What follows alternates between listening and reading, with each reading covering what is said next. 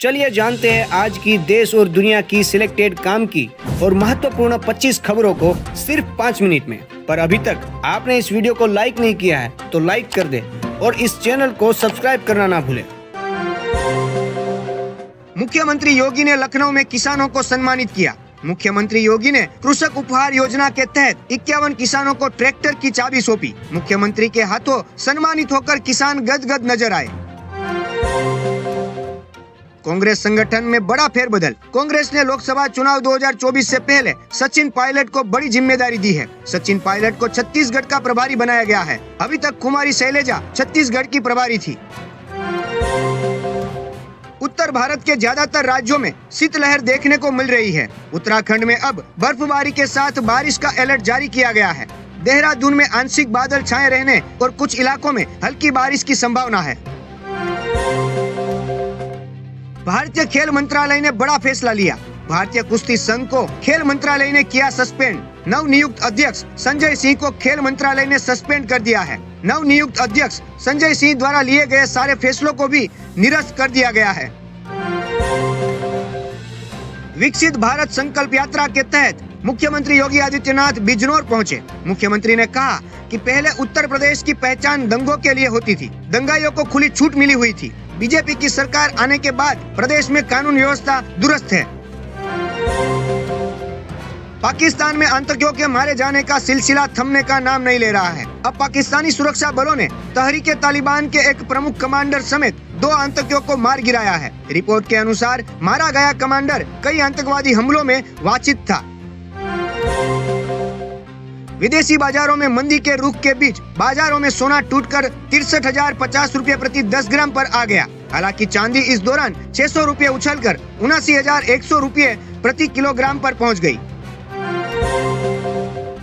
3 राज्यों में बीजेपी की जीत के बाद उद्धव ठाकरे ने कहा अगर बीजेपी में साहस है तो उन्हें ईवीएम के बजाय बैलेट पेपर से बीएमसी चुनाव कराना चाहिए। सांसद संजय राउत ने आगे कहा कि देश में ईवीएम से नहीं बल्कि बैलेट पेपर से चुनाव होने चाहिए। ईवीएम है तो सब कुछ संभव है।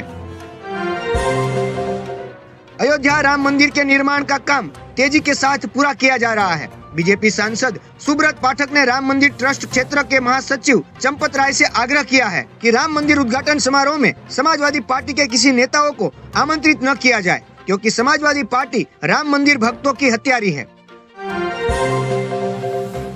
उपराष्ट्रपति जगदीप धनखड़ की मिमिक्री पर बयानबाजी का सिलसिला थम नहीं रहा है। भारतीय किसान यूनियन के राष्ट्रीय प्रवक्ता राकेश टिकैत ने प्रतिक्रिया दी। उन्होंने कहा कि उपराष्ट्रपति के अपमान को बेवजह जाति से जोड़ा जा रहा है। कोरोना ने एक बार फिर भारत में चिंता बढ़ा दी है। देश में हर एक घंटे में कम से कम 26 से 27 लोग संक्रमित हो रहे हैं, जिसकी वजह से अब एक बार फिर डर का माहौल बन गया है। अरब सागर में एक मर्चेंट शिप पर ड्रोन से हमला किया गया। इस हमले में किसी के हताहत होने की सूचना नहीं है। इस शिप के चालक दल में 20 भारतीय शामिल थे। यह शिप सऊदी अरब की बंदरगाह से कच्चा तेल लेकर आ रहा था। उत्तर भारतीयों को लेकर डीएमके के एक नेता दयानिधि मारन ने विवादित बयान दिया है। दयानिधि मारन ने कहा जो केवल हिंदी सीखते हैं जैसे यूपी बिहार के लोग, वो तमिलनाडु आकर सड़कों और शौचालय को साफ करते हैं। डीएमके सांसद दयानिधि मारन ने यूपी और बिहार के लोगों का अपमान किया है। जम्मू कश्मीर के बारामूला जिले में एक रिटायर्ड एसएसपी की गोली मारकर हत्या कर दी गई है। संदिग्ध आतंकी गोली मारने के बाद मौके से फरार हो गए। आतंकियों ने मस्जिद पर भी गोलीबारी की है। उनके ऊपर यह हमला उस वक्त हुआ जब वह मस्जिद में अजान दे रहे थे। पड़ोसी मुल्क पाकिस्तान में खान पान की दिक्कतें फिर एक बार चमर पर पहुंच गई है। लोग बढ़ती हुई महंगाई के बोझ तले दबे जा रहे हैं। देश में आटा, चावल, चाय, चिकन, गैस, बिजली की कीमतों में अभूतपूर्व इजाफा देखा जा रहा है। उत्तर प्रदेश में पहली बार नव वर्ष की पूर्व संध्या पर यानी 31 दिसंबर को 10 बजे की जगह रात के 11 बजे तक शराब की बिक्री होगी। देशी, विदेशी और बियर की सभी दुकानें 11 बजे तक खुली रहेगी। भारतीय महिला क्रिकेट टीम ने रचा इतिहास। महिला क्रिकेट में भारत ने ऑस्ट्रेलिया को मुंबई में खेले गए टेस्ट मैच में 8 विकेट से हरा दिया। भारतीय महिला टीम ने ऑस्ट्रेलिया को पहली बार टेस्ट में हराया है। पूर्वी इंडोनेशिया में एक चीनी फंडेड प्लान में धमाका हो गया है। इस धमाके में 7 इंडोनेशियाई समेत 5 विदेशी कर्मचारियों की मौके पर ही मौत हो गई है और 39 लोग घायल हो गए हैं। राम जन्मभूमि तीर्थ क्षेत्र ट्रस्ट ने अयोध्या के भव्य राम मंदिर की नई तस्वीरें शेयर की है। राम जन्मभूमि का निर्माण कार्य को अंतिम रूप दिया जा रहा है। वहीं 22 जनवरी को रामलला के प्राण प्रतिष्ठा समारोह में प्रधानमंत्री नरेंद्र मोदी भी शामिल होंगे। शाहरुख खान की फिल्म डंकी सिनेमाघरों में धूम मचा रही है। राजकुमार ईरानी की फिल्म डंकी अब दिल्ली के राष्ट्रपति भवन में अपना जादू बिखेरने के लिए तैयार है। इस फिल्म को ढेर सारा प्यार मिल रहा है। कुश्ती फेडरेशन चलाने के लिए भारतीय ओलंपिक संघ 24 घंटे के भीतर एड हॉक कमेटी बनाएगा। यह एक 3 सदस्यीय कमेटी होगी जिसमें एक महिला भी शामिल होगी। योगी सरकार की यात्रियों को बड़ी सौगात। यूपी परिवहन निगम के बेड़े में जल्द ही 1350 नई डीजल बसें शामिल होने जा रही है। यात्रियों को ज्यादा इंतजार नहीं करना पड़ेगा और मिनटों में बस मिला करेगी। अयोध्या में राम मंदिर प्राण प्रतिष्ठा कार्यक्रम के पहले प्रधानमंत्री नरेंद्र मोदी 30 दिसंबर को अयोध्या पहुंचने वाले हैं। पीएम मोदी इस दिन अयोध्या के एयरपोर्ट से शुरू होकर अयोध्या रेलवे स्टेशन तक करीब 8 किलोमीटर तक का रोड शो करेंगे। दिल्ली शराब नीति से जुड़े मनी लॉन्ड्रिंग मामले में मुख्यमंत्री अरविंद केजरीवाल को फिर से ईडी ने समन भेजा। ईडी ने केजरीवाल को भेजे तीसरे समन में सवाल जवाब करने के लिए 3 जनवरी को बुलाया है।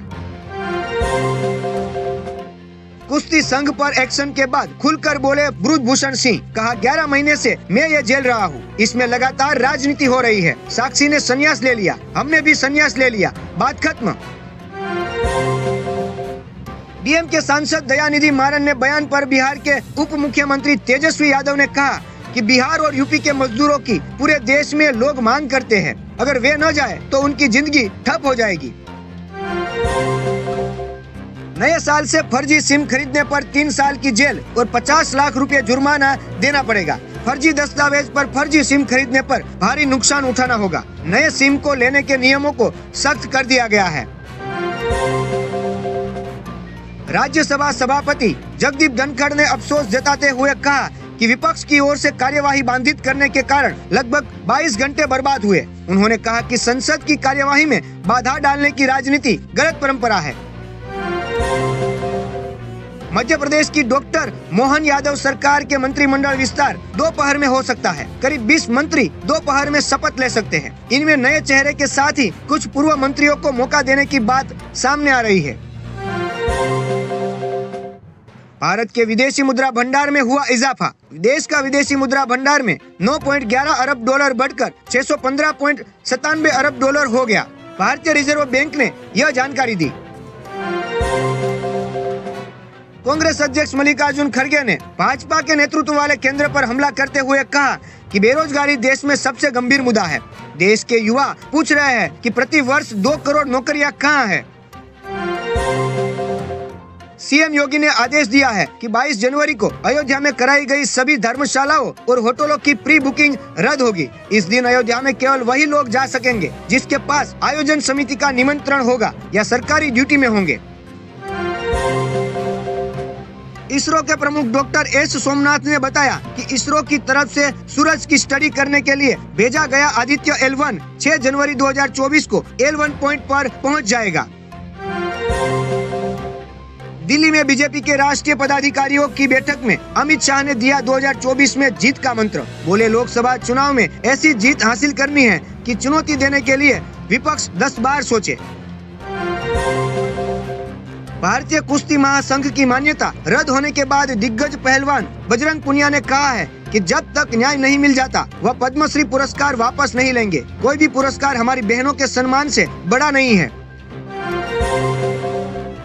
आरएसएस प्रमुख मोहन भागवत का सनातन पर बड़ा बयान। सनातन धर्म अटल है और सनातन धर्म हमेशा से ही जन कल्याण की बात करता है। सनातन था, सनातन है और सनातन हमेशा रहेगा।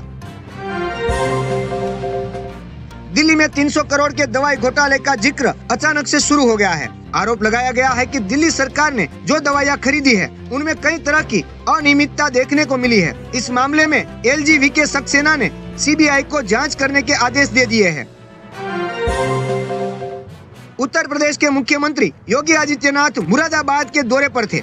यहाँ उन्होंने अपने सरकार के विकास कार्यों को गिनाते हुए कहा, हमारी सरकार बोलती कम और काम ज्यादा करती है। हमने प्रदेश को देश का सबसे उन्नत राज्य बनाने के लिए तमाम प्रयास किए हैं।